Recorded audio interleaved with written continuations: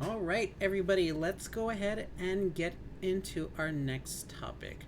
So, as you can tell by this right here, we are going to be going into a key signature. And you guys are going to see in this key signature series, these symbols at the front become very important for telling us what to do on our instruments. So, this one is specifically talking about the key of F major. Now, F major has one flat. And we very briefly went into this key before the school year let out, but well, never hurts to go back again to take a look at them. So you guys can see that I have these laid out right here. These are strings and these are the tapes. And also this is just for violin, viola, and cello. Bass, you will be having your own that I will be posting shortly. So if you are a bass, this one is not for you. Keep an eye out for the bass one. All right, now that it's just all of the high strings and cello, so whenever you guys see a piece that has one flat in it, you want to make sure that you follow these different finger patterns. So, and also, guys, you already know that not all the instruments share these same strings, but those that do, you follow along with the ones that are used. So, C strings, so this one's mostly for my cellos and violas. In F major, whenever you're going to go down to the C string, first finger goes right there. Oh.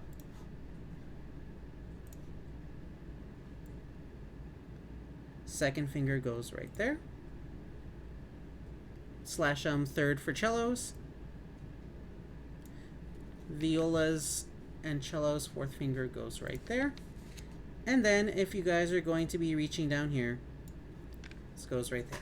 Now, on the C string, guys, whenever you have F major, this key signature at the very beginning of your music, this is where you're going to place your fingers on the C string. Now, there are things that change this called accidentals, but those will be for another video. Okay, this is just focusing on when you see this key signature, what do you do on your instrument?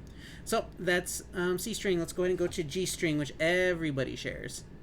So your first finger will be normal. You all are going to have low twos on this one. Okay, everybody's got low twos. Fortunately, this one right here remains the same. Third finger slash fourth finger for cellos. And your fourth tape down here remains the same. Now, let's go ahead and go to D string. So you have open D, first finger remains the same. Now, all of you guys have low twos right here.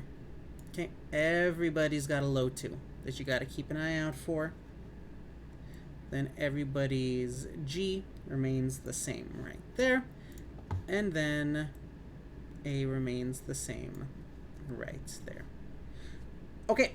Now let's go to the string that is mostly affected by this key signature change, the A string.